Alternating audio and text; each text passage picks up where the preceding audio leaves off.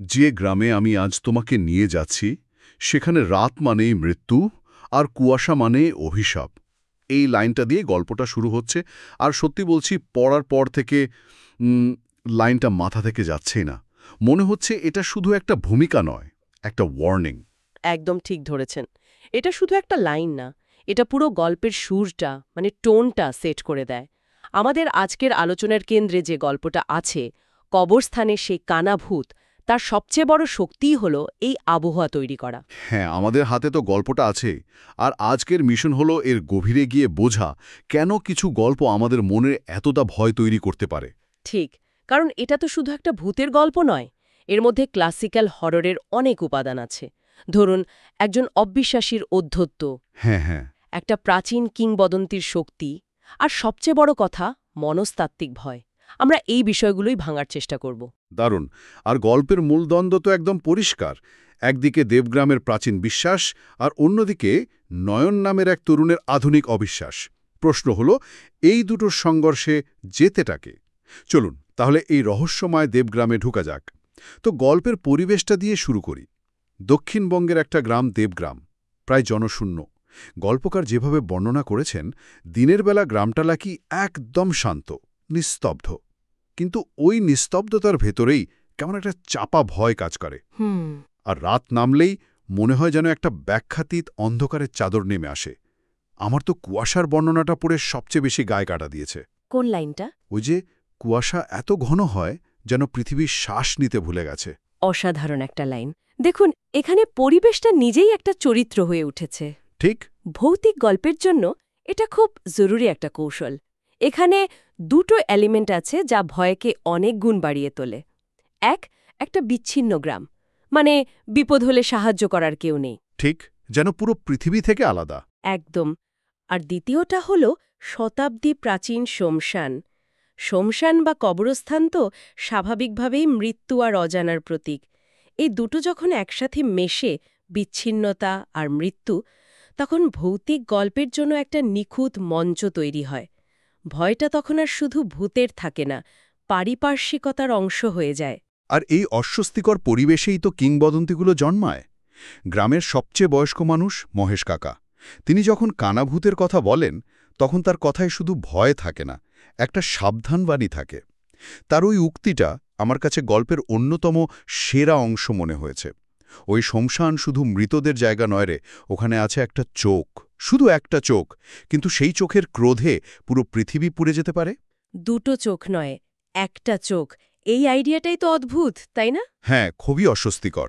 আর এখানেই তো মনস্তাত্ত্বিক দিকটা কাজ করে। ছোট বিচ্ছিন্ন জনগোষ্ঠীর মধ্যে মুখে মুখে যে এই নিষিদ্ধ গল্পগুলো ছড়ায়, সেগুলোর একটা বিশেষ ক্ষমতা আছে। এগুলো আসলে শুধু গল্প নয়, এগুলো এক ধরনের সোশ্যাল কন্ট্রোলের মতো কাজ করে।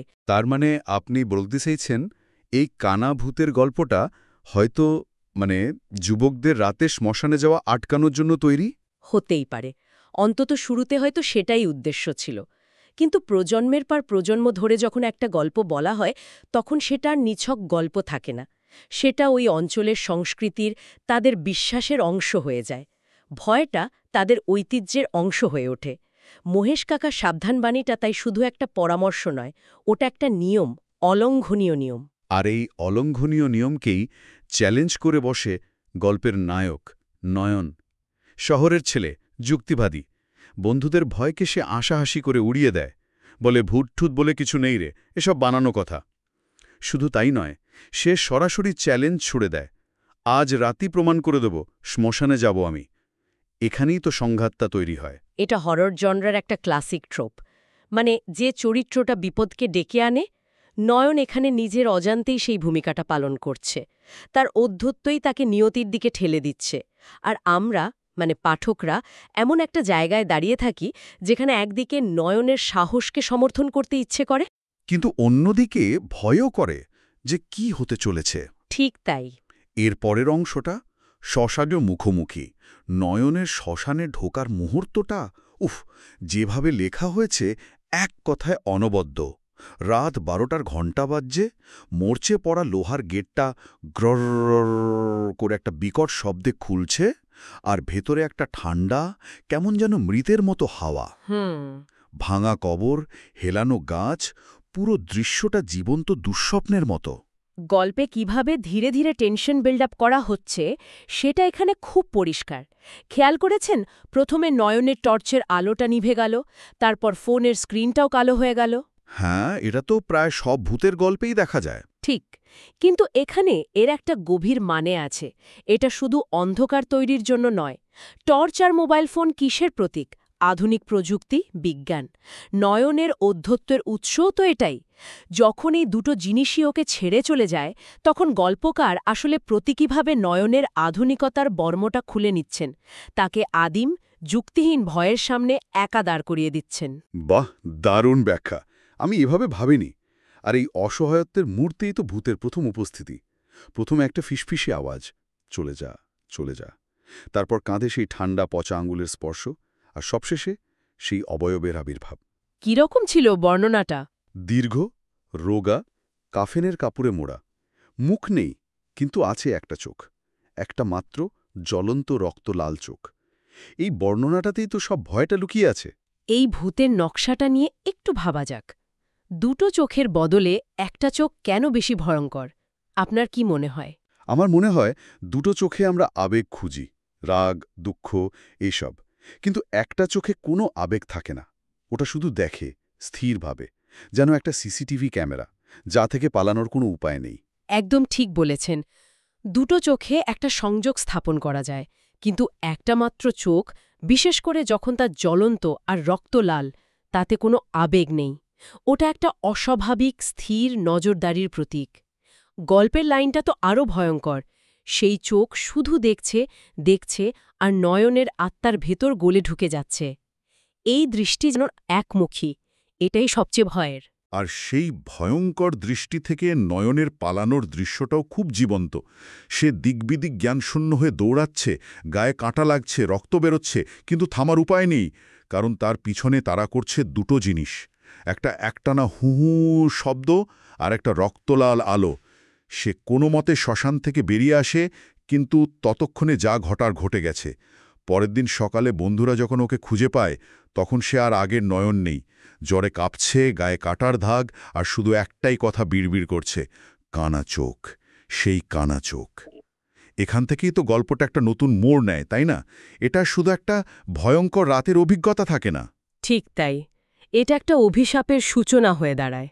আর অভিশাপের ধারণাটা এখানে খুব গুরুত্বপূর্ণ। অভিশাপ কিন্তু শুধু একটা বাইরের আক্রমণ নয়, এটা একটা অভ্যন্তরীণ পরিবর্তন। ভূতটা তাকে শুধু এক রাতের জন্য ভয় দেখিয়ে ছেড়ে দেয়নি, বরং সেই ভয়টা, সেই অভিজ্ঞতাটা এখন ওর সত্তার অংশ হয়ে উঠছে। তার মানে ভূতটার বাইরে নেই, ওর ভেতরেই ঢুকে পড়েছে। এক অর্থে হ্যাঁ, সে এখন সংক্রমণের বাহক। ভূতটা তার মনে যে বীজ পুঁতে দিয়েছে, সেটা এখন ধীরে ধীরে গাছ হয়ে উঠছে। সে আর আগের যুক্তিবাদী নয়ন নেই, সে এখন ভয়ের প্রতিমূর্তি। আর এই সংক্রমণটা তার শারীরিক পরিবর্তনের মাধ্যমে আরও স্পষ্ট হয়। কিছুদিন পর ওর বাঁ চোখটা ধীরে ধীরে লাল হতে শুরু করে, মাঝে মাঝে নাকি হালকা আলো বেরোয়। এটা আর কোনো মানসিক ভ্রম নয়। না, এটা অভিশাপের একটা জীবন্ত, শারীরিক প্রমাণ। গ্রামের লোকেরা যা বলছিল সেটাই যেন সত্যি হচ্ছে। এখানে একটা গভীর আইরনি কাজ করছে।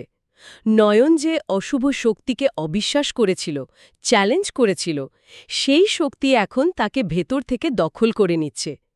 ভয় যখন আমাদের মনের গভীরে ঢুকে যায়, তখন তা আমাদের শরীরকেও বদলে দিতে পারে। নয়নের লাল চোখ সেই বদলেরই প্রতীক। আর এরপর আসে গল্পের চূড়ান্ত এবং সবচেয়ে শীতল মুহূর্তটা। 1 মাস পর নয়ন একদম চুপচাপ হয়ে গেছে, একা থাকে। এক অমাবস্যার রাতে সে জানালার কাছে দাঁড়িয়ে শ্মশানের দিকে তাকিয়ে ফিসফিস করে বলছে, আমি দেখছি তোমায়। আর ঠিক সেই মুহূর্তে শ্মশানের ভেতর থেকেও একটা রক্তলাল আলো জ্বলে উঠছে, যেন ওর কথার উত্তর দিচ্ছে। এই দৃশ্যটা পড়ার পর আমি কিছুক্ষণ স্তব্ধ হয়ে বসেছিলাম। এই দৃশ্যটার তাৎপর্য বিশাল, কারণ এখানে আমরা বুঝতে পারি নয়ন আর শুধু ভিকটিম নয়, সে এখন সেই অশুভ শক্তির ধারক ও বাহক হয়ে উঠেছে। শ্মশানের পিশাচ আর নয়নের মধ্যে এক ধরনের সংযোগ তৈরি হয়েছে। সে এখন আর ভয় পাচ্ছে না, বরং ভয়টাকেই সে ধারণ করছে। তার মানে সে নিজেই কিংবদন্তির অংশ হয়ে গেল। ঠিক ধরেছেন। গল্পের একটা লাইন আছে না, একচোখা পিশাচ আর নয়ন এখন যেন একটাই ছায়া, একটাই সাপ। এটা মৃত্যুর চেয়েও ভয়াবহ এক পরিণতি। মৃত্যুতে তো যন্ত্রণা শেষ হয়, কিন্তু এখানে নয়নকে অনন্তকাল ধরে সেই অভিশাপ বয়ে বেড়াতে হবে।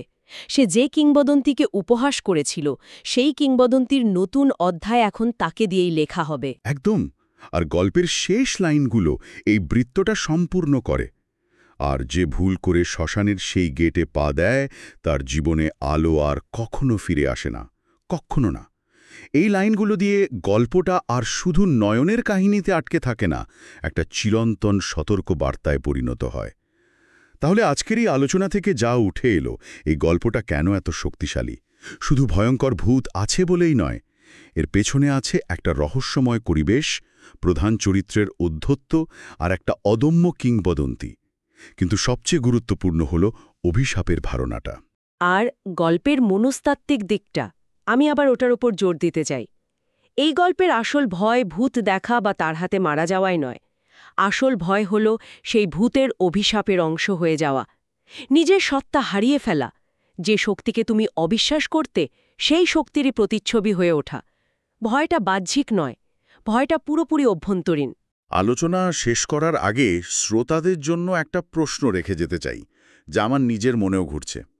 এই গল্পটা আমাদের ভাবতে বাধ্য করে, অভিশাপ কি সত্যি কোনো অতিপ্রাকৃত শক্তি, নাকি এটা এমন এক তীব্র মানসিক আঘাত বা ট্রমা যা থেকে কেউ কখনো পুরোপুরি সেরে উঠতে পারে না? নয়নের চোখে যে আলোটা জ্বলে উঠেছিল, ওটা কি সত্যিই কোনো পিশাচের শক্তি, নাকি ওর তীব্র ভয় আর অপরাধবোধে ভেঙে পড়া মনেরই এক ভয়ঙ্কর প্রতিচ্ছবি? উত্তরটা হয়তো অজানাই থেকে যাবে।